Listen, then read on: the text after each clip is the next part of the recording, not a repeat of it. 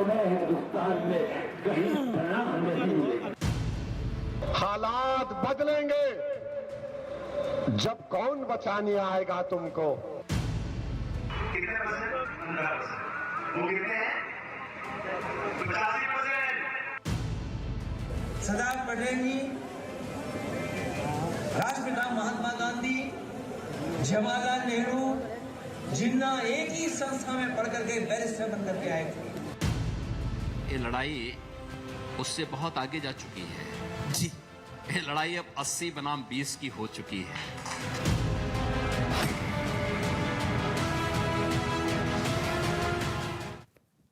तो 2022 की सबसे बड़ी जंग, कौन डाल रहा है जहरीला रंग, जहर। जी हां, चुनाव में हिंदू मुसलमान किसका काम आसान, चुनाव में सांप्रदायिकता का जहर किसकी लहर। नमस्कार, देश नहीं झुकने देंगे में बहुत बहुत स्वागत आप सभी का। मैं हूं आपके साथ अमन चोपड़ा।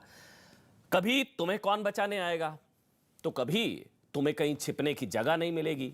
कभी 15 करोड़ 100 करोड़ पर भारी, तो कभी 15% 85% पर भारी। कभी मुसलमानों एक हो जाओ, तो कभी 80 बनाम 20, कभी हरिद्वार में धर्म संसद, और अब तो सीधे सीधे हिंदुस्तान में नरसंहार की धमकी। चुनावों को सांप्रदायिक बनाने का पूरा प्लान, किसका काम आसान। यह धमकी एक मौलाना की है जिसने बरेली में खुलेआम मुसलमानों को भड़काया और कत्लेआम की धमकी दी। पहले मौलाना तौकीर रजा का यह पूरा बयान सुनिए।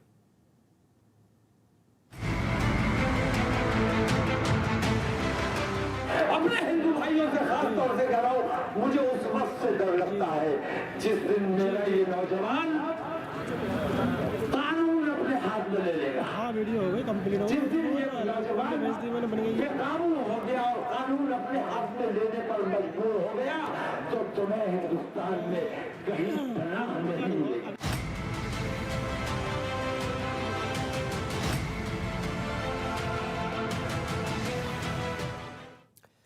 देखिए, एक धर्म संसद हरिद्वार में हुई थी, हम सब ने उसका विरोध किया था। जिस तरह के जहरीले बयान हरिद्वार की धर्म संसद में दिए गए थे, उस पर सब आक्रोश था, बहुत लोग आक्रोशित थे, होना भी चाहिए। लेकिन बरेली वाली मुस्लिम धर्म संसद या मुस्लिम मजलिस, कुछ भी कह लीजिए, उस पर एक सन्नाटा है, खामोशी है। मौलाना का यह बयान 7 जनवरी का और कानून के हिसाब से इसे अभी तक जेल में होना चाहिए था, लेकिन शायद ये सेकुलरिज्म की मजबूरी है कि इस मौलाना के जहरीले बयान पर सब धृतराष्ट्र बन गए हैं। जो लोग हरिद्वार में धर्म संसद पर आक्रोशित थे, वो सभी इस मौलाना की नरसंहार वाली धमकी पर खामोश है। जो खुद को सेकुलर पार्टी कहती है, वो भी मौलाना की इस धमकी पर मौन है, और जिसे कथित सांप्रदायिक पार्टी कहा जाता है ना, बीजेपी, उसने भी इस मौलाना पर कोई कार्रवाई नहीं की है। तो क्या जहरीले बयानों की ये लहर चुनावों को सांप्रदायिक बनाने के लिए आई गई है? तो क्या ये सब कुछ यूपी में जहर की लहर को तेज करने के लिए हो रहा है? चुनाव सांप्रदायिक हुए तो किसका काम आसान होगा? चुनावों में हिंदू मुसलमान किसका काम आसान? वारिस पठान जुड़ चुके मेरे साथ, ओवैसी की पार्टी से हैं, और साधना भारती जी हैं, कांग्रेस पार्टी का पक्ष रखेंगे। अवनीजय श्रीवास्तव हैं, दिल्ली यूनिवर्सिटी में प्रोफेसर हैं, और सुधांशु त्रिवेदी। आप सबका बहुत बहुत स्वागत। लेकिन सबसे पहले वारिस पठान जी, क्योंकि पीएचडी तो आप लोगों की है इस तरह के बयानों में, तो मेरे को लग रहा है आप ही समझा सकते हैं इन बयानों के पीछे की सोच क्या होती है। नहीं वारिस भाई, मतलब चुनावों में हिंदू मुसलमान किसका काम आसान, कौन चुनावों को सांप्रदायिक बना रहा है, सीधा सवाल।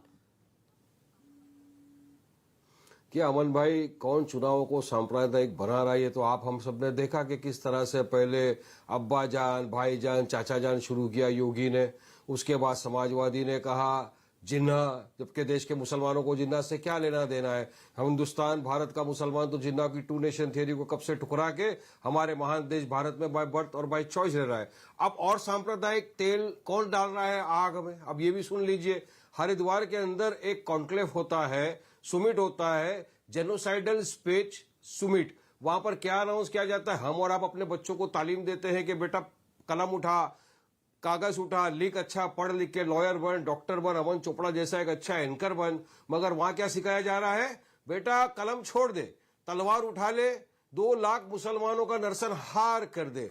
मुसलमानों के खिलाफ 20 घंटे तक सिर्फ जहर घोला जाता है, नरसंहार की बात की जाती है। वहां पे था धर्म सांसद के नाम से सुमिट, मगर वहां क्या कहा जा रहा है? धर्म के नाम पे कोई बात नहीं, गीता, महाभारत, रामायण का कोई पाठ नहीं पढ़ा जाया था। अब वहां यति नरसिंहानंद उसको ऑर्गेनाइज करता है। ये वही यति नरसिंहानंद है जिसने पहले हमारे हुजूर की शान में गुस्ताखी की, बाहर है। ये वही यति नरसिंहानंद है जिसने भाजपा की महिला जो लीडर्स हैं उनके बारे में आप शब्द यूज किए थे, मैं तो वो शब्द को यूज भी नहीं कर सकता हूं आपके चैनल के ऊपर, इतने गंदे। उस पर एफआईआर होती है मगर उसको अरेस्ट नहीं करते। वो फिर से एक धर्म सांसद की तैयारी कर रहा है। शिमला में बैठकर 4, 5, 6 मार्च को उसने एक धर्म सांसद का आयोजन किया है शिमला में। तो ऐसे दरिंदा, जो मैं तो उसको कहूंगा, जो बाहर खुली हवा में घूम रहा है, उसकी जगह जेल में होनी चाहिए। तो सांप्रदायिक तनाव यूं फैलता है। उसके बाद योगी आदित्यनाथ, जो आज तो सीएम है उत्तर प्रदेश के, मगर इंशाल्लाह 10 मार्च के बाद नहीं होंगे, वो लाते हैं 80 बनाम 20। कौन 20 है पूरी देश को पता है, आपको ही पता है। अगर वारिस पठान ने, अमन भाई, ये बोल दिया होता 80 बनाम 20, तो अब तक आपका चैनल, पूरा देश, ये सुधांशु जितने बैठे सब मुझे बोल दिए होते एंटी नेशनल, कॉम्युनल, और मुझे पाकिस्तान भेजने का टिकट दे दिया जाता। मगर योगी आदित्यनाथ ने कहा तो कुछ नहीं, सब बस ने, उसने इनका नहीं कहा, उसका नहीं करा। तो ये सांप्रदायिक तनाव तो ये फैला जा रहा है। इसकी भी वजह है, क्यों फैला रहे सांप्रदायिक तनाव ये लोग? क्योंकि बीजेपी को पता हो गया कि वो हारने वाली है उत्तर प्रदेश चुनाव। देखिए, पता है, ये लोग टोटल फेल हो चुके हैं। ये लोग खुले घूम रहे हैं इस तरह का बयान देकर। ये लोग, एक मिनट सुनिए ना वारिस पठान, ये लोग खुले घूम रहे हैं इस तरह का बयान देकर। मेरा सवाल आपसे ये है, आप भी तो खुले घूम रहे हैं अभी तक। 15 करोड़ 100 करोड़ केस हुआ है। क्या कहा था मैंने? तो गिरफ्तारी नहीं हुई, पेश की थी आपके चैनल आपको भी तो गिरफ्तार नहीं किया गया ना। नहीं, मैंने तो तमाम, सुनिए अमन भाई, मैंने तो नहीं, आप एंकर है, आप धर्म सांसद वालों के वकील ना बने तो ज्यादा अच्छा। एंकर में आप अच्छा काम कर रहे हैं। बरेली की मजलिस के वकील मत बनिए। कहा था मैंने, उसकी सफाई दिया, मैंने सफाई दी। तुम्हें कौन बचाने आएगा? असद ओवैसी। 15 करोड़ कर दिया, आपकी मर्जी है। देखिए, असद ओवैसी की जो स्पीच थी वो 45 मिनट की स्पीच थी। अमन भाई, मैं स्टेज पे मौजूद था। 45 मिनट की स्पीच को बीजेपी के जो ट्रोल है ना, ट्रोल जो 2 रुपया कमाते हैं हमारे नाम ले लेके, उन्होंने एक चलाया मुहिम, 45 सेकंड की उनकी स्पीच दिखा दिया। उस स्पीच को जब हमने पूरा दिखाया तो सबके टाइट फिश हो गई। हरिद्वार की धर्म संसद कितने दिन की थी? कॉल था हरिद्वार की धर्म संसद कितने दिन की थी? ना कॉल फॉर वायलेंस था। आपने कितना निकाला? 3 दिन की थी। आपने कितना निकाला? 3 मिनट 30 सेकंड। हमने तो 3 दिन का 3 मिनट निकाला ना। 20 मिनट, तो 40 घंटे, तो 40 मिनट का 40 सेकंड निकाला हमने। 20 घंटे का नहीं, गलत है। हमने हरिद्वार की स्पीच आप देख लीजिए अमन भाई, 3 दिन चला था ये पूरा सुमिट, 20 घंटे का था। सिर्फ एक ही बात हुई, वारिस पठान, बस सवाल सिर्फ ये है, सवाल ये है कि देश से निकालो। सांप्रदायिक कौन बना रहा है? सांप्रदायिक सिर्फ हरिद्वार से नहीं बन रहा ना, सांप्रदायिक बरेली के मौलाना तौकीर रजा भी बना रहे, जिन पर आपको सियासी मोतियाबिंद हो जाता है, आपको नजर ही नहीं आता। आप 1.5 मिनट बोलेंगे लेकिन एक शब्द नहीं बोलेंगे मौलाना तौकीर रजा के खिलाफ, जो क्या कह रहे हैं कि तुम्हें रहने की जगह नहीं मिलेगी जिस दिन मुस्लिम हाथ से निकल गए मेरे। लड़ाई तो हमारे खून में है, पैदाइशी लड़ाकू हैं। आप नहीं बोलेंगे क्योंकि वो सेकुलर धमकी हो जाती है। हरिद्वार वाली सांप्रदायिक धमकी है, और जो बरेली वाले मौलाना की धमकी है वो सेकुलर धमकी हो जाती है। तुम्हें कौन बचाने आएगा? सेकुलर धमकी हो जाती है। 15 मिनट पुलिस हटा दो, सेकुलर धमकी हो जाती है। 15 करोड़ 100 करोड़ पर भारी, सेकुलर धमकी हो जाती है। अबू आसिम आजमी बोलते हैं कि 85%, क्या बोलते हैं, मैं लिख के लाया हूं, अबू आसिम आजमी बोलते हैं कि 15% 85% पर भारी, ये सेकुलर धमकी हो जाती है। ये सियासी मोतियाबिंद होता है। अब वारिस पठान, दोनों तरफ से देखिए, मैं बोल रहा हूं हरिद्वार में जो बोला गया वो गलत, जो हरिद्वार में बोला गया वो गलत, मैं बोल रहा हूं ये, लेकिन आप भी तो खुले घूम रहे हैं अभी तक। मैं तो बता रहा हूं ना, नहीं हम तो, अरे हम पे तो केस हुआ, हम तो बेल वगैरह लेके बैठे हुए हैं साहब। हमारा क्या, लेकिन यति नरसिंहानंद तो देता ही जा रहा है, धमकियों पे धमकी, मगर एफआईआर कर रही है। मगर बीजेपी सरकार में इतनी हिम्मत नहीं कि उसको अरेस्ट करे। अरे उसको तो क्या अरेस्ट करेगी बीजेपी सरकार? तो अजय मिश्रा टेनी घूम रहा है एमओएस बन के, अब तक आपको भी तो गिरफ्तार नहीं किया। एमओएस बन के घूम रहा है, अभी तक उसको अरेस्ट नहीं किया। अमन भाई, आपको गिरफ्तार किया, क्लैरिफिकेशन भी, चलो बोलो यति नरसिंहानंद को क्लैरिफिकेशन दे। मैं बोल रहा हूं, चलो नरसिंहानंद को बोलो क्लैरिफिकेशन दे, क्या उसने कहा था कि नहीं किया था? अरे मेरा तो हेट स्पीच ही नहीं था, मेरा तो हेट स्पीच ही नहीं था सर, मेरा तो आप लोगों ने चला दिया। मैं तो 1500 वर्सेस 100 बोला, आपने 15 करोड़ कर दिया, मुझे हीरो बना दिया, पब्लिसिटी देके दीजिए। 20 में आप कैसे क्लियर किया? अच्छा, ये बहुत अच्छा, लाइव दिखाया। अच्छा, एक मिनट रुकिए। आपने बोला 15 वर्सेस 100, तो समझ 15 वर्सेस 100 समझ में नहीं आया। 80-20 कैसे समझा आपने फिर? तो 80-20 पे क्यों एफआईआर नहीं हुआ? तो 80-20 जब 1500 कम्युनल है। अरे जिसने 85-15 का उस पर भी नहीं हुआ एफआईआर। 85 बनाम 15 जिसने कहा, समाजवादी के जिसने आपका नाम लिया, एफआईआर तो उस पे भी नहीं हुआ ना साहब। ना 80 वर्सेस 20। अरे संविधान की शपथ लेकर उत्तर प्रदेश के चीफ मिनिस्टर बने योगी जी। योगी जी संविधान और सबका बात करते हैं, मोदी जी सबका साथ, सबका विकास, सबका विश्वास। तो कैसा हासिल होगा अमन भाई सबका विश्वास जब आप एक समुदाय को टारगेट कर रहे हो? मैं पूछना चाहूंगा, सुधांशु जी यहाँ पे बैठे हैं, ये 80 वर्सेस 20 में 80 क्या वो लखीमपुर वाले भी हैं जिन्होंने टेनी का और उनके बेटे ने जो किसानों को उड़ा दिया, क्या वो भी आपके साथ है? ये 80% में आए कौन, जरा उसका भी मेरे को उल्लेखन बता देंगे तो बड़ा अच्छा रहेगा। क्या 80% में वो भी लोग हैं जिनकी लाशें हमने तैरती हुई देखी थी गंगा घाट पे, क्या वो 20% में आ रहे हैं या 80% में आ रहे हैं? जरा उसका भी क्लेरिफिकेशन कर देंगे सुधांशु त्रिवेदी बैठ के, तो एक बड़ी बात होगी। जुड़ गए। मैं चाहूंगा सुधांशु जवाब दे मुझे इस बात। सवाल ये था कि चुनाव में किसने जहरीला रंग डाला, कौन सांप्रदायिक बना रहा है, कौन हिंदू मुसलमान बना रहा है चुनाव को? वारिस पठान कह रहे हैं 80-20 करके आप लोग बना रहे हैं। 80-20। पहली बात तो मैं कहना चाहूंगा, जो आपने भी दिखाया मौलाना तौकीर रजा का और ये बयान और जिन बयानों का जिक्र हुआ, चुनाव एक चीज, राजनीति एक चीज, पर ये जो कुछ कहा जा रहा है, वारिस पठान साहब भी समझने की कोशिश करें कि धमकी नहीं है, ये तो फैक्ट है। हम 2021 में बैठे हैं, 1920 में केरल में यही हुआ था मोकला में, जिसकी वजह से आज मल्लापुरम मुस्लिम बाहुल्य जिला है। 50,000 लोग मार के काट दिए गए थे, कानून हाथ में ले लिया था। उसके बाद 1947 में लाहौर और कराची दोनों हिंदू बाहुल्य थे, कानून हाथ में लिया, खत्म हो गया। 1990 में श्रीनगर में यही हुआ, उसके बाद दुबरी बरबेटा में, उसके बाद मालदा में। तो ये जो कहा जा रहा है ये धमकी नहीं है ना, इसका चुनाव से मतलब है। ये एक सोची समझी रणनीति का हिस्सा है, जिसमें हिंसा के द्वारा ये केंद्र प्रकारेण सत्ता हटियाने का प्रयास कट्टरपंथी तबकों के, इस्लामिक तबकों के द्वारा होता है। अब मैं इस पे आता हूं, 80 बनाम 20। वारिस पठान साहब ने अच्छा सवाल किया, 80 बनाम 20 बिल्कुल सही बात है। मैं ये कहना चाहता हूं कि 80% लोग शांति से रहना चाहते हैं, भारत के साथ रहना चाहते हैं, मगर 20% लोग एजेंडा ड्राइव करना चाहते हैं। और पिछले 100 सालों से लगातार उन्होंने यही किया है। उन 20% लोगों ने एजेंडा ड्राइव किया। और जहां तक मैं एक और बात कह दूं, इसमें 80-20 में आपको क्यों लग रहा है हिंदू मुसलमान है? मैं एक बात ये भी बता दूं, चलिए हिंदू मुसलमान के लिए आप भाजपा पे आरोप लगा लीजिए। मैं तो लखनऊ का रहने वाला हूं, बचपन में मैंने हिंदू मुस्लिम दंगे नहीं सुने, सिया सुन्नी दंगे सुने। मदे साहबा का जुलूस सियाओं का निकलना बंद हो गया मुहर्रम में। जब हमारी सरकार आई तो निकलना शुरू हुआ और शिया सुन्नी दोनों का जुलूस निकलने लगा, शांति से निकलने लगा कल्याण सिंह जी के जमाने से। तो ये बताइए, ये हिंदू मुस्लिम दंगा पर आरोप लगाते, सिया सुन्नी भी हम ही करवाते थे, वो भी अंग्रेजों के जमाने से हम ही करवाते थे ना। सबका सौहार्द और समन्वय हमारी ही सत्ता में रह पाता है, चाहे हिंदू मुस्लिम के बीच में दंगा ना हो या शिया सुन्नी के बीच में दंगा ना हो। इसलिए 80-20 वहां भी तो है, जरा गौर से कहिए। और आपके लीडर ओवैसी जी ने कहा था लखीमपुर वाले काहे में आए, 80 में आए, 20 में आए? मैं इसी आ रहा हूं, आपके लीडर ने कहा था कि ये मुस्लिमों पे कार्रवाई ज्यादा हो रही है, जवाब भी नहीं है आपके पास। मैं उसी पे आ रहा हूं। अरे भाई, ये माफिया मुस्लिम में 80% है कि 20% है? बोलिए। एक सामान्य मुस्लिम जिसको हमने मैं तो आपको सवाल किया, लखीमपुर वाले 20% में है, 80% में है योगी जी के हिसाब से, आपके हिसाब से? ये 20% की मानसिकता है। अफसोस, ये 20% की मानसिकता 80% को इसलिए मैं कहता हूं ये जो टेने आ गए 80% में, और जो किसानों का कुचल कर दिया गया। लेकिन सुधांशु त्रिवेदी जी, एक सवाल आपसे सुधांशु त्रिवेदी जी। वारिस भाई एक मिनट, सुधांशु त्रिवेदी जी, ये सेकुलरिज्म का साइनाइड है, फर्जी सेकुलरिज्म का साइनाइड है। अब पता नहीं किस किसने चाट रखा है ये सेकुलरिज्म की चिंगम, जबरदस्ती की चबा रहे हम लोग। हरिद्वार की धर्म संसद में एफआईआर हुई, कार्रवाई हुई, होनी चाहिए, बिल्कुल सही बात है। जहर कोई भी खोले, धर्म सा कोई लेना देना नहीं।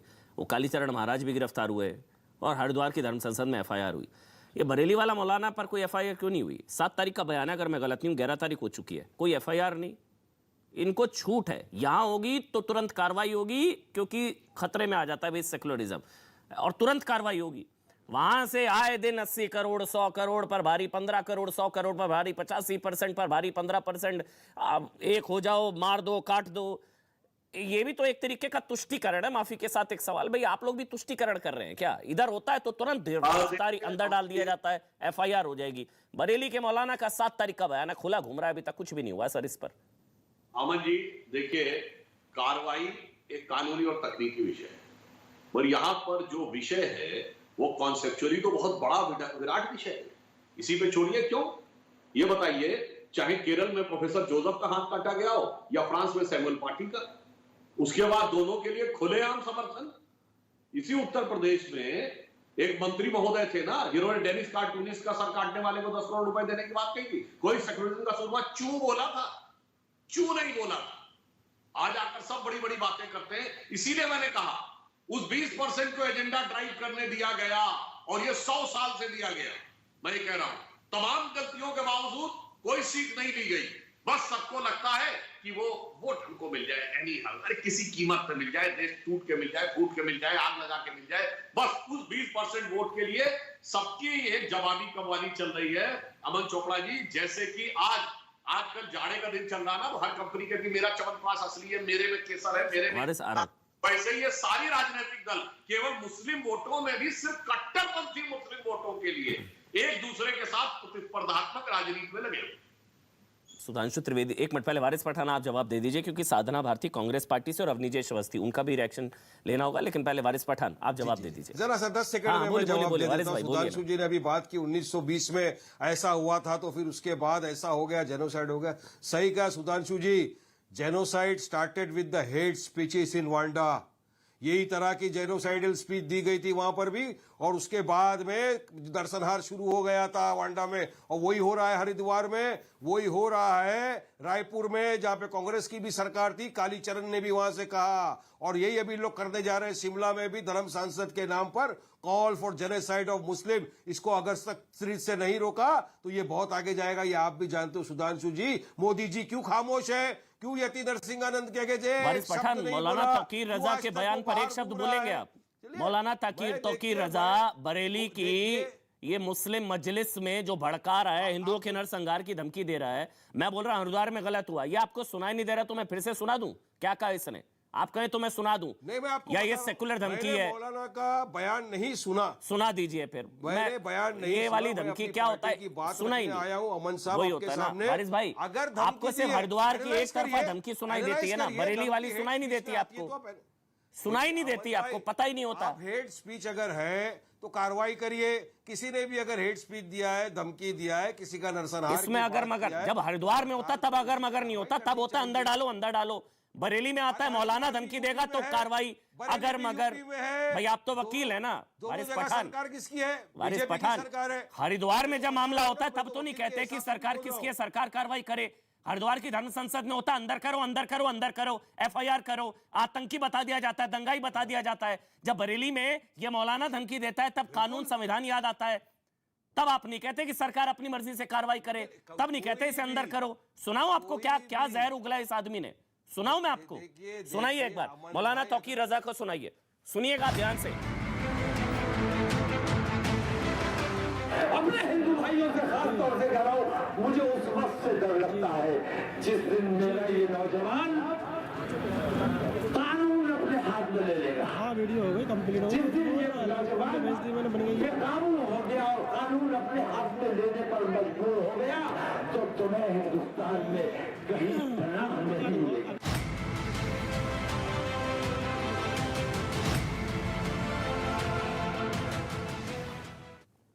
अभी हरिद्वार में कहा जाता ना कि मुसलमानों तुम्हें जगह नहीं मिलेगी सर छुपाने की, तो सबसे ज्यादा छाती आप पीट रहे होते। आज ये मौलाना कह रहा है हिंदुओं तुम हिंदुस्तान में जगह नहीं मिलेगी। अब आप बोलिए इसके खिलाफ। जरा वहां पर एक लेडी साध्वी ने कुछ कहा था हरिद्वार में, वो भी जरा क्लिप सुनाएंगे तो बड़ी मेहरबानी होगी। यति नरसिंहानंद की क्लिप सुनाएंगे तो भी बड़ी मेहरबानी होगी। वहां तो हो गया ना, वहां तो एफआईआर हो गई, तो भी बड़ी मेहरबानी होगी। वहां तो एफआईआर हो गई, तो लेकिन क्यों वहां तो कार्रवाई हो गई। वो तो हेट स्पीच है, ये हेट स्पीच नहीं है क्या? एफआईआर से क्या होता है मन भाई? अरेस्ट क्यों नहीं? अरे वो तो करते जा रहा है। वापिस धर्म सांसद का उन्होंने कॉल दे दिया कि 4-5 ये शांति दूत है आपके लिए, ये मसीहा है, आज ही आया है बयान। ये मसीहा सेकुलरिज्म का शांति दूत है, भड़का रहा है, नरसंहार की धमकी दे रहा है, कह रहा है हिंदुओं को सर छिपाने की जगह नहीं मिलेगी।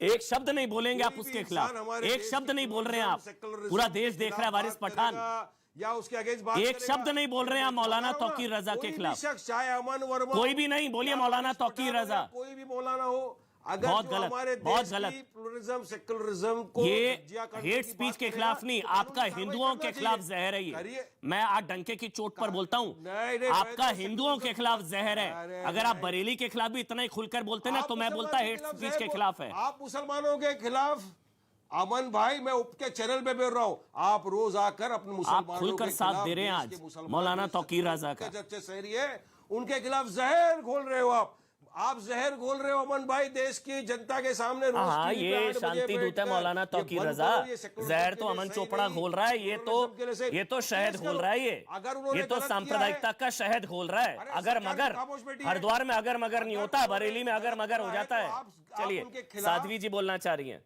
अगर गलत बोला है किसी ने साधना भी, तो आप साधना उसके जी, खिलाफ साधना एक्शन भारती लो। जी हैं मैंने कांग्रेस गलत बोला, पार्टी से। एक्शन हुआ, जो रुक भी जाइए, बोलता है गलत, वारिस उसके खिलाफ पठान, एक्शन वारिस लीजिए। पठान, वारिस पठान।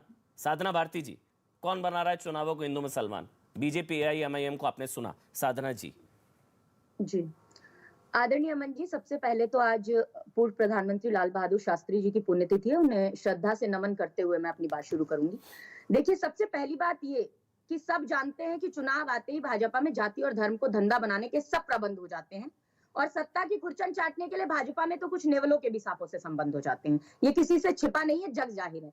दूसरी बात की बरेली में क्या कहा गया या उत्तराखंड के अंदर क्या कहा गया, हरिद्वार में या रायपुर के अंदर जो कहा गया, तीनों बिल्कुल गलत है। मैं तीनों की भर्त्सना करती हूँ, निंदा करती हूँ। हमने गिरफ्तार किया था क्योंकि कांग्रेस की सरकार है, कांग्रेस की राष्ट्रीय प्रवक्ता होने के नाते जिम्मेदारी से कह रही हूँ। लेकिन क्यों नरसिंहानंद को गिरफ्तार नहीं किया गया? कारण क्या है उसके पीछे? और अगर कोई भी हेट स्पीच करता है तो उसे तत्काल गिरफ्तार किया जाना चाहिए। सरकार किसकी है उत्तर प्रदेश में? भारतीय जनता पार्टी की। केंद्र में किसकी है? भारतीय जनता पार्टी की। जवाब देना चाहिए।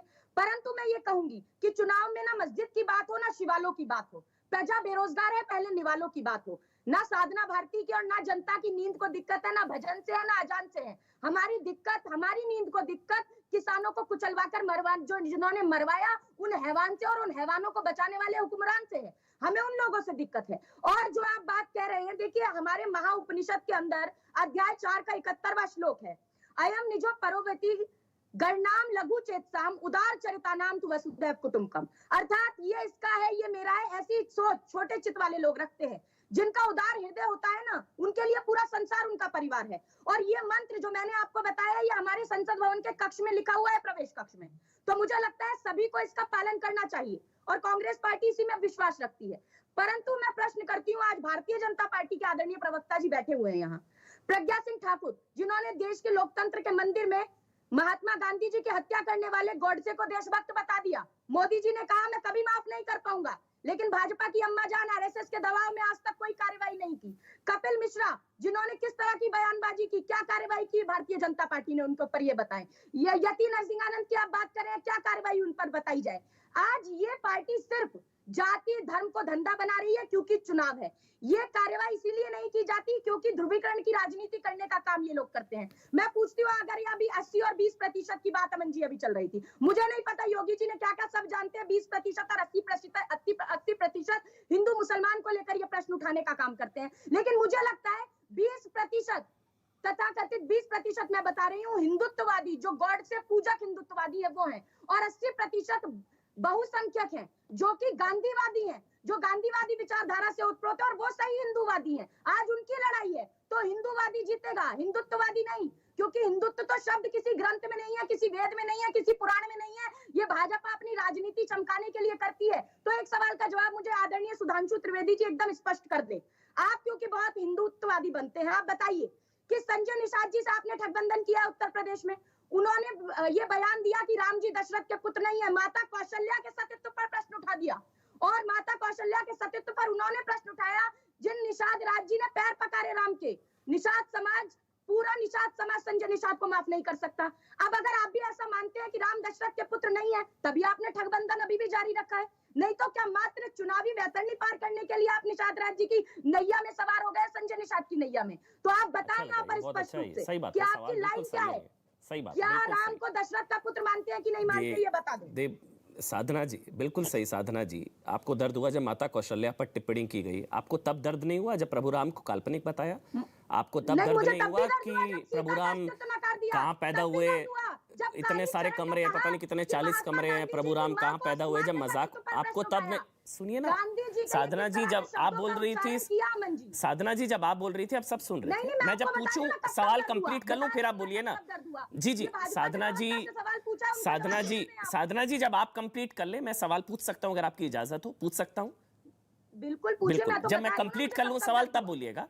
आपको दर्द हुआ माता कौशल्या पर इस तरह की टिप्पणी की गई, आपको तब दर्द नहीं हुआ जब प्रभु राम को काल्पनिक बताया गया, आपको तब दर्द नहीं हुआ जब प्रभु राम को टेंट में रखने की साजिश कांग्रेस के नेताओं ने की, आपको तब दर्द नहीं हुआ जब राम मंदिर चाहने वाले बुरे हिंदू, आपको तब दर्द नहीं हुआ जब ये आपके नेता ने पूछा कि 40 कमरे हैं वहां, तो कहां पैदा हुए प्रभु राम, तब आपको दर्द नहीं हुआ? तब भी होता तो मेरे को लग रहा। अच्छा, हाँ, बोल लीजिए आप, फिर त्रिवेदी जी आप बोलिएगा। सीता का अस्तित्व राज्यसभा में नकार दिया माता सीता का। दर्द हुआ जब राम की तुलना शराब से करने वाले नरेश अग्रवाल जी को भाजपा ने राज्यसभा भेज दिया।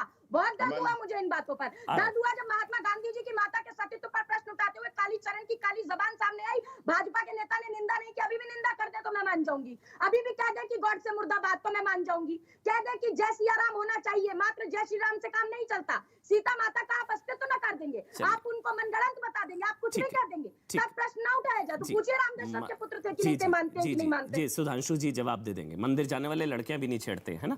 त्रिवेदी जी आप जवाब दे दीजिए। मंदिर में पुजारी बलात्कार जी जी जी जी, अवनी जय अवस्थी, इसके बाद मैं आपके पास आऊंगा। 1 मिनट में आपके पास आऊंगा। अवनी जय अवस्थी, सुधांशु जी। बहुत सारे विषय थे, इसका क्रमवार उत्तर देता हूँ। पहला, आज स्वर्गीय लाल बहादुर शास्त्री जी की पुण्यतिथि है, तो मैं साथी याद दिला देना चाहता हूँ स्वर्गीय लाल बहादुर शास्त्री जी की मृत्यु कैसे हुई और उनका पोस्टमार्टम क्यों नहीं हुआ। एक CIA के ऑफिसर की किताब है कन्वर्सेशन विद ए क्रो, और KGB की मित्रों archive, KGB and the world part 2 पढ़ लीजिए। सत्ता की मलाई चाटने के लिए क्या क्या किया गया उस जमाने में। आदरणीय जवाब, रामदशरथ के पुत्र हैं कि नहीं? अब बहुत अच्छा आपने प्रवचन दिया, हिंदू बनाम हिंदुत्व। ये हिंदू बनाम हिंदुत्व का कहने वाला कौन है? जो आज केरल में मुस्लिम लीग के साथ गठबंधन, जिन्होंने इसी MIM के साथ सत्ता में भागीदारी की, और जिस समय अकबरुद्दीन ओवैसी ने वो घटिया बयान दिया था हिंदू देवी देवताओं के लिए, अपने गठबंधन तक से बाहर नहीं किया था। ये वही हिंदू बनाम हिंदुत्व कहते हैं जो बंगाल में पीरजादा, ये वही है जो कहते हैं मदरुद्दीन अजमल के साथ असम में गठबंधन करके बैठे हैं और आके यहाँ भाषण दे रहे हैं हिंदू बनाम हिंदुत्व। भगवान राम को कहा नहीं, सर्वोच्च न्यायालय में हलफनामा देकर कहा कि राम काल्पनिक थे, जिसके लिए आज तक माफी नहीं मांगी है कांग्रेस अध्यक्षा ने, और आकर आज यहाँ पर भाषण दे रहे हैं। भगवान राम की हत्यारी मनमोहन सिंह सरकार को समर्थन देकर इन्होंने बचाया, उसके लिए माफी नहीं है। 11 नवंबर 1966 गोरक्षक संतों पे इंदिरा गांधी ने गोलियां चलवा दी, उसके लिए आज तक माफी नहीं है। सुनिए, अभी 19 दिसंबर 1992 नरसिम्हा राव ने कहा बाबरी मस्जिद दोबारा तामीर करवाएंगे, उसके लिए माफी नहीं है। 2008 में विकीलीक्स के हिसाब से, मैं उसको सच नहीं मानता, पर आज तक राहुल गांधी ने खंडन नहीं किया। हिंदू आतंकवाद बहुत बड़ा खतरा है, जैश ए मोहम्मद से बड़ा है, हिंदू आतंकवादी है, इसके लिए माफी नहीं है। जनवरी 2013 में सुशील कुमार शिंदे बतौर गृह मंत्री कहते हैं कि हिंदू आतंकवादी कैंप चल रहे हैं। जब संसद में पूछा जाता है तो भारत का गृह मंत्री का हमने तो ऐसे ही बोल दिया था, इसलिए हम अपना बयान वापस लेते हैं। इसलिए इस विषय के ऊपर जब आप लोग प्रवचन देते हैं तो ये लगता है कि जैसे सगाल प्रवचन हो रहा है, जब राहुल गांधी इसके ऊपर बोलने लगते हैं। और आपने धर्मशास्त्र कोट किया तो मैं भी बता देना चाहता हूं, हमारे धर्मशास्त्रों में क्या लिखा हुआ है? लिखा है परित्राणाय साधूनाम विनाशाय दुष्कृताम धर्म संस्थापनार्थाय संभवामि युगे युगे। पर आप लोग धर्म का नाश करने में लगे रहते हैं, देश का धर्म, राष्ट्र का धर्म, संस्कृति का धर्म, सबको छिन्न भिन्न करने में। इसलिए वो विषय छोड़िए, सबको अच्छी तरह याद है किसने 60-70 सालों में क्या क्या किया है और हाल के वर्षों में किसने क्या। सुनिए, हिंदू तालिबान किसने बोला? शशि थरूर ने। हिंदू पाकिस्तान किसने बोला? मणिशंकर अय्यर ने। अयोध्या मैगजीन किताब में लिख के हिंदू बोके हराम किसने बोला? सलमान ने। और उसके बाद प्रवचन है हिंदुत्ववादी था, गॉड से वादी, गॉड से हिंदुत्ववादी, उसी से पूरा क्या गॉड से मुर्दाबाद, कहीं गॉड से मुर्दाबाद, गॉड से मुर्दाबाद बोल दीजिए, साहब जी मान जाऊंगा। और उसके बाद मराठा गॉड से मुर्दाबाद बोलो भाई, बादशाही मुर्दाबाद बोल दीजिए आदरणीय चाहिए भाई, गॉड से मुर्दाबाद बोलेंगे आप? अब नहीं जय श्री, ठीक है ना। अब साधना जी वो आप बोल रही थी, वो चुपचाप सुन रहे थे। ये सलीका नहीं है डिबेट करने का। आप बोल रही थी, वो चुपचाप सुन रहे थे, आपको वो बीच में बिल्कुल नहीं बोले। इस तरह से डिबेट नहीं हो पाएगी ना साधना जी। आप बोलेंगी, कोई बीच में नहीं बोलेगा, आई विल मेक श्योर। जब आप बोलेंगी कोई बीच में नहीं बोलेगा, आई विल मेक श्योर। मगर जब कोई और बोले तो आप भी ना बोले, अच्छा नहीं लगेगा ना। मैं अवनीश अवस्थी जी के पास जा रहा हूं। अवनीश अवस्थी, लेकिन ये तो है ना, इस पिच पर बीजेपी अच्छा खेलती है, तो बीजेपी को सूट करती है हिंदू मुसलमान वाली पिच, और ये तो ऑपोजिशन को भी पता है। अवनीश अवस्थी, मुझे तो इसलिए आरोप लगता है कि यही लोग कर रहे हैं हिंदू मुसलमान ज्यादा। बीजेपी नहीं, आरोप कौन लगाता है? जो खुद करता है। एक बड़ी सी बात है, मैं सारे जितने सवाल उठे हैं सबसे बाद में बोल रहा हूँ, इसलिए सभी सवालों का जवाब भी दूंगा जो वारिस पठान ने उठाया, जो साधना जी ने उठाया। साधना जी को मैं जानकारी उनकी थोड़ी सी दे दूं कि वो जो गोडसे का मंदिर बनाया था ना, वो बाबूलाल चौरसिया कांग्रेस का सदस्य है। कमलनाथ जो है कांग्रेस के अध्यक्ष, मध्य प्रदेश कांग्रेस के अध्यक्ष, उसके लिए माला लेकर के उसके दरवाजे पर खड़े हो गए थे जाकर के। और ये वही कमलनाथ है जो कह रहे थे कमरे के अंदर जाकर के कि मुझे 90% नहीं 100% मुसलमानों के वोट चाहिए, इनको तो मैं बाद में देख लूंगा, हिंदुओं को तो मैं बाद में देख लूंगा। ये होती है। और इनके सिद्धू साहब कह रहे थे कि आप यहाँ पर 35% हो या 64% हो शायद किशनगंज में जाकर के, अगर आप इकट्ठे हो जाओ तो ऐसी बाउंड्री के बाहर नरेंद्र मोदी को मारना कि पाकिस्तान जाके गिरेगा। ये है। और आपने अमन जी, आपने एक बयान का तो जिक्र ही नहीं किया अभी। वारिस पठान जी को याद दिला दीजिए, इनके एक नेता कह रहे हैं बाबर राज आएगा। संविधान की बात रोज करते हैं और कहते हैं जो सुप्रीम कोर्ट ने, उच्चतम न्यायालय ने जो निर्णय दिया, जिसके आधार पर भव्य राम मंदिर का निर्माण हो रहा है, कहते हैं उसको फिर से बनवाऊंगा, अपने लहू की अंतिम रग तक जो है वो बाबरी मस्जिद को लेके आऊंगा। ये संविधान की बात करते हैं रोज रोज। महत्वपूर्ण बात यह है, बड़ी साफ सी बात यह है कि लगातार 70 वर्षों तक एक व्यक्ति ये कहता रहा या 300 करोड़ रुपए जो है कब्रिस्तान की दीवार बनाने के लिए लगे गए तो वो धर्मनिरपेक्ष है। लेकिन अगर किसी ने कहा कि कब्रिस्तान और शमशान दोनों में बनाऊंगा तो वो क्या हो गया? वो सांप्रदायिक हो गया, वो सांप्रदायिक। लेकिन अवनीश अवस्थी, मैं आपको बताऊं, जी ये जहरीला बयान देने वाले किसी एक आदमी पर कार्रवाई हुई हो तो मुझे नाम बताइए। मैं आपको 10 बता दूंगा जिन्होंने हरिद्वार या इस साइड से अगर कुछ कहा, उन पर हर दूसरे दिन कार्रवाई हुई है, FIR हुई है, गिरफ्तारियां हुई है, तुरंत गिरफ्तारियां होती है। वहां से आए दिन होता है 100 करोड़ पर भारी, 15 करोड़, 80 करोड़ पर भारी, 85% पर भारी, मार देंगे, काट देंगे। किसी पर नहीं हुई है, होती ही नहीं है भाई। अमन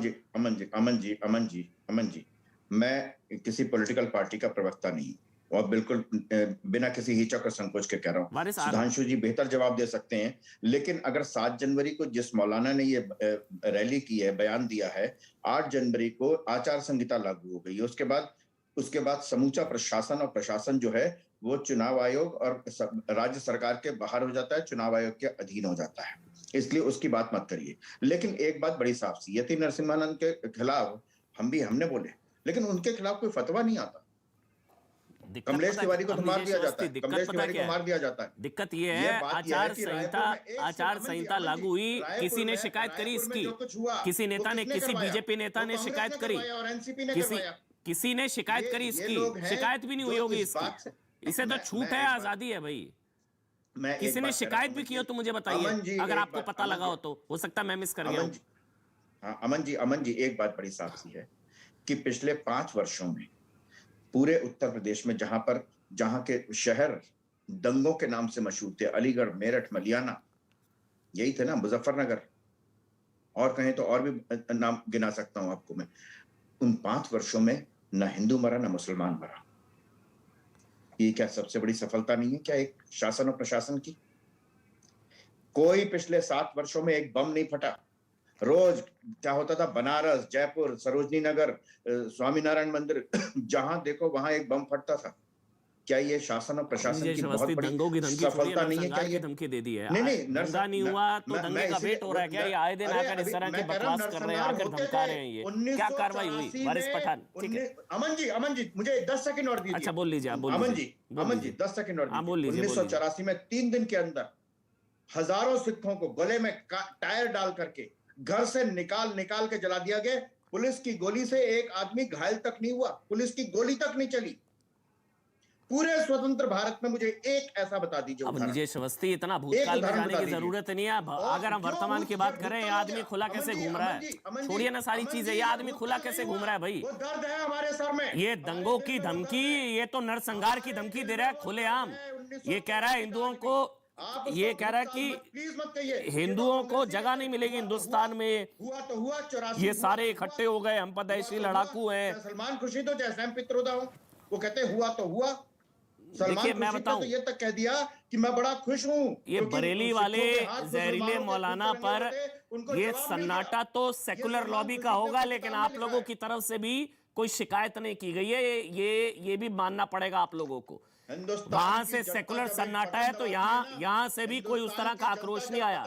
हरिद्वार पर सबको आक्रोश था, इस पर सारे खामोश हैं। तमाम सांप्रदायवादियों को जवाब मिल जाता है। वारिस पठान मैं बोलूं, अवस्थी जी का हो गया हो तो मैं बोलूं। हो गया वारिस पठान। अमन भाई, आपने तो दो समुदाय को टीवी के चैनल पे बैठ के इतना बांट दिया, आपने इस तरफ और उस तरफ की बात कर दी। आपने को इस तरफ कर दिया, आपने को उस तरफ कर दिया। आपने कहा इस तरफ तो काफी सारे केसेस हो गए और उस तरफ क्या हुआ, आज तक किसी को अरेस्ट नहीं किया गया। तो मैं बताता हूँ ना, एक हिंदुस्तान है इधर और एक है मौलाना तौकीर रजा की साइड वाला।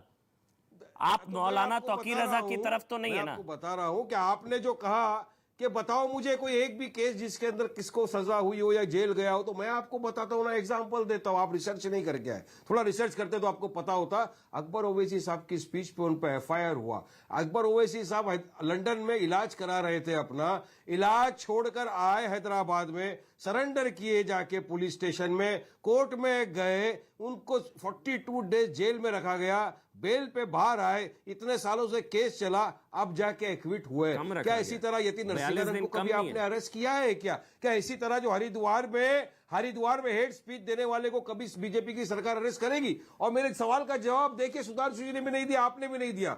लखीमपुर पे ये जो योगी ने 80 बनाम 20 कहा है, तो ये 80 वाले हैं या 20 वाले हैं, इस पे जवाब नहीं दिया। तीसरी बात नंबर ये है अमन भाई, अब बीजेपी अपने असली मुद्दों पे आई है। अभी 5 साल से कुछ काम नहीं किया, तो अब अपना असली टारगेट गाय, गंगा, दंगा, मंदिर के नाम पे, राम जी के नाम पे 2 से लेके 350 पर आ गए। अब वही राम जी के नाम पर मंदिर के अंदर चंदे का कितना बड़ा घोटाला कर दिया। अमन भाई, आप ही की तरह मेरे हिंदू भाई बहन पर जाना है। सुधांशु जी, मुझे ब्रेक पर जाना है। सुधांशु त्रिवेदी, ठीक है। वारिस भाई जवाब ले लेता, मुझे ब्रेक पर जाना है। 80-20 पर अटके हो गया, वो वीडियो आज भी एक्शन होगा उन पे। चलिए, को कब अंदर डाला जाएगा? जेनोसाइड का जो कॉल देते हैं मुसलमानों के नरसंहार का, उनके खिलाफ सुधांशु जी कब सुधांशु त्रिवेदी वारिस सुधांशु त्रिवेदी बोल रहे हैं। आप बोल रहे हैं, मैंने डिस्टर्ब नहीं किया, मैंने सिर्फ ये एग्जांपल दिया कि आपने कितने चलवाए चलाल से बोला कि एक्विटल हो गया। वीडियो देखने के बाद कोई बहुत कम अक्ल व्यक्ति भी समझ सकता है कि एक्विटल हो कैसे सकता, जब तक उस समय की सारी सरकार ने मिली भगत करके आपको बचाने की कोशिश न की हो, क्योंकि उस समय भी MIM कांग्रेस के साथ थी और गठबंधन नहीं तोड़ा था। तो बस साफ है, जब गठबंधन नहीं तोड़ा तो एक्विटल होने में कौन सी बात है। अब मैं दूसरी बात कहना चाहता हूं, जो फिर आप कहने की कोशिश कर रहे हैं ना, ये फिर बहुत छोटी चीज है। यहाँ एक प्रदेश के चुनाव, प्रदेश की राजनीति नहीं, ये बहुत बड़ी चीज है। ये बताइए, ये तो आपने वाकई करके दिखाया है। भारत के बाहर देख लीजिए, अफगानिस्तान में बहुत खत्म हो गए जिस दिन इतिहास उठा लिया था उस दिन हाथ, और बर्मा के रोहिंग्या प्रोविंस में बौद्धों खत्म कर दिया। छोड़ दीजिए, हिंदू की तो बात नहीं है ना। बोलिए, उधर की बात ना कर सुधांशु जी, तू इधर उधर की बात ना कर। ये बता काफिला क्यों लूटा, मुझे बताइए। बहुत बड़ा अंतरराष्ट्रीय विषय है, आप खंडन करते उसको छोटा करने का प्रयास सपा बसपा कांग्रेस आई जैसे मौसेरे भाई मिलकर छोटा सा ब्रेक ले रहे हैं।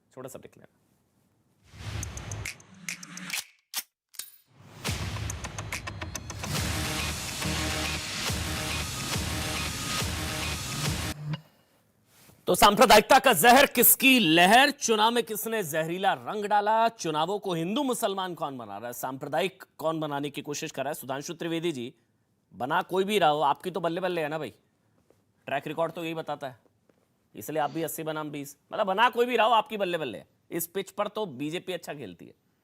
फिर साधना देखिए अमन जी, मैं कहना चाहता हूँ, यहाँ चुनावी हार जीत के राजनीति का विषय नहीं है, ये देश के भविष्य के लिए बहुत बड़ी चुनौती है।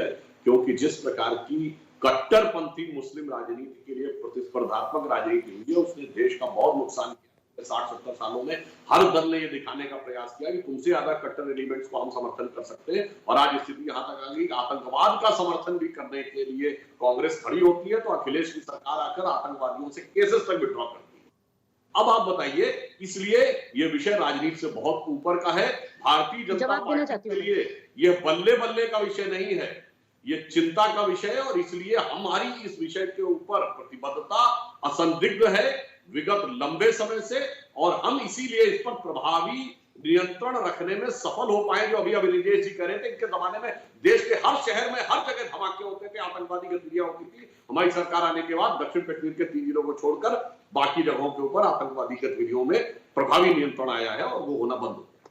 प्रतिबद्धता होती तो ये खुला घूम रहा होता तौकीर रजा। आ रहा हूं साधना जी, 1 मिनट। प्रतिबद्धता होती तो खुला घूम रहा होता। जैसी कार्रवाई, जैसी त्वरित कार्रवाई हरिद्वार मामले में हुई सर, जैसी त्वरित कार्रवाई हरिद्वार मामले में हुई या रायपुर मामले में हुई, वैसी कार्रवाई बरेली वाले मामले में क्यों नहीं हुई? सरकार भी आपकी है। देखिए, मेरा मानना यह है कि आपका यह विषय, यह प्रश्न एकदम जायज है। जैसे ही यह विषय प्रशासन के संज्ञान में आया होगा तो इसके ऊपर प्रशासन उपयुक्त और विधिसम्मत कार्रवाई अवश्य करेगा।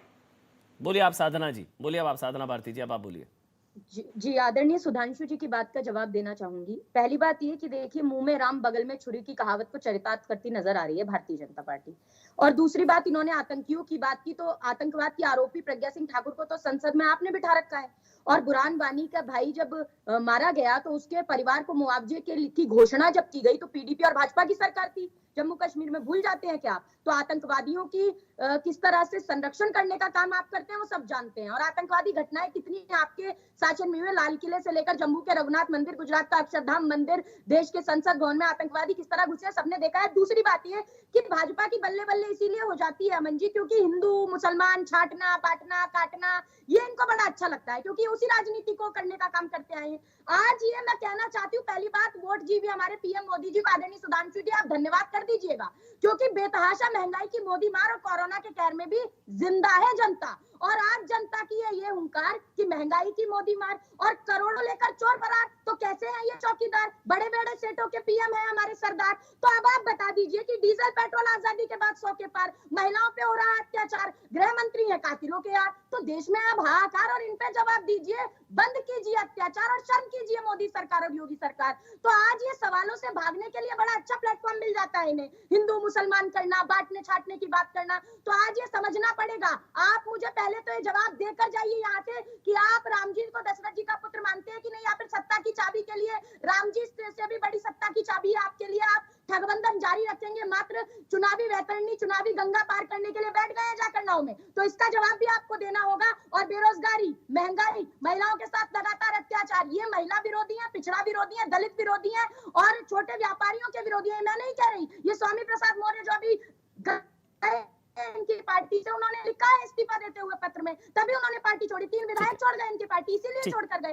तो आज की स्थिति में अंतिम सवाल पूछ रही हूँ, अंतिम सवाल सुधांशु जी से पूछ रही हूँ। सिर्फ पिछले चुनाव में 2017 में आप 4 चेहरों के साथ चुनाव में आए। ब्राह्मणों के लिए आप आए, कलराज मिश्र, ठाकुरों के लिए राजनाथ सिंह जी, केशव प्रसाद मौर्य मौर्यों के लिए, और लोधी निषादों के लिए उमा जी के चेहरे को आगे करके आपने खूब जातिवाद किया। लेकिन जब चुनाव जीते तो आप उत्तराखंड से आयातित करके ले आए योगी आदित्यनाथ जी को। तो अब मैं पूछती हूँ, अगर महिलाओं का सम्मान करते हैं तो क्या हो सकता है कि आगे उमा भारती जी आपके सीएम का चेहरा बने? क्योंकि सीएम तो आपका नहीं बनेगा, जैसा आपने उत्तर प्रदेश में आपने जिस तरह से मचा के रखा है, चाहे वो चंदा चंपत घोटाला हो, चाहे बेरोजगारी हो, चाहे महंगाई। जी बिल्कुल बिल्कुल, लीजिए प्लीज लीजिए। बस ये जल्दी जल्दी बुरहान वानी को आतंकवादी कह गई आप, वो पार्टी में मुझे नहीं पता। जवाब देता हूँ साधना जी, आपको पता नहीं है, प्रज्ञा सिंह ठाकुर पे कोई आतंकवाद का केस नहीं था। मकोका केस आपके जमाने में न्यायालय द्वारा निरस्त हो गया। मकोका का केस आपकी सरकार के समय में न्यायालय द्वारा निरस्त हो गया था। झूठा केस अदालत के द्वारा आपकी सरकार में निरस्त हो गया।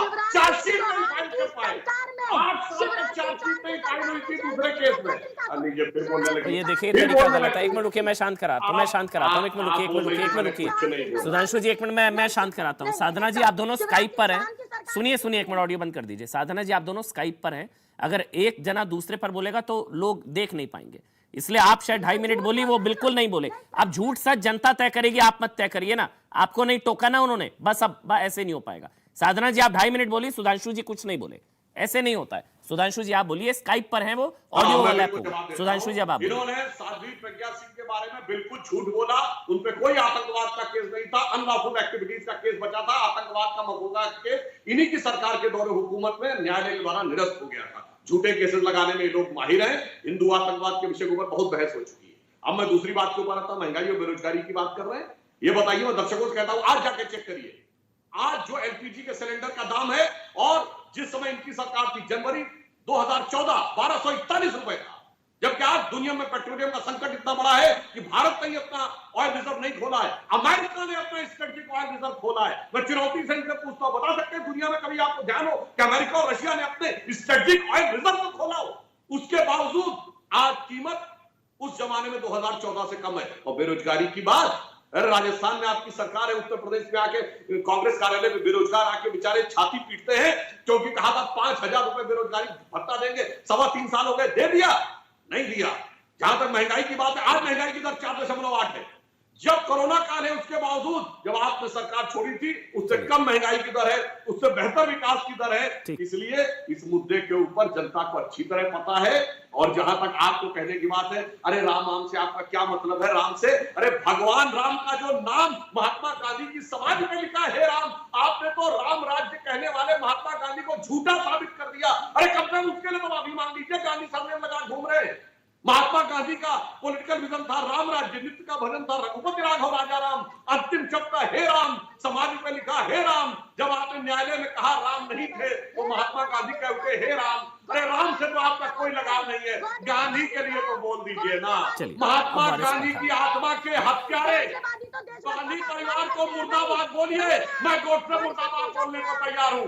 गांधी एक शरीर नहीं था, गांधी एक वैचारिक अधिष्ठान थे। उनको राष्ट्रपिता दो पैर दो हाथ वाले आदमी को नहीं कहा जाता था, जिन विचारों के लिए कहा जाता था राम उसके प्रतीक थे। गांधी की आत्मा की हत्या गांधी परिवार ने की। आप कहिए आत्मा का हत्यारा मुर्दाबाद, मैं कहूंगा शरीर का हत्यारा मुर्दाबाद। बोलिए। अब वारिस पठान, अभी टाइम नहीं है बोलने का। वारिस पठान और अवनीश अवस्थी, आप दोनों को आखिरी में कंक्लूडिंग कमेंट दे रहा हूँ। वारिस पठान, आप लोगों को बी टीम कहा जाता है, आप लोग मदद पहुंचाते हुए बीजेपी। हाँ वारिस पठान आप बोलिए।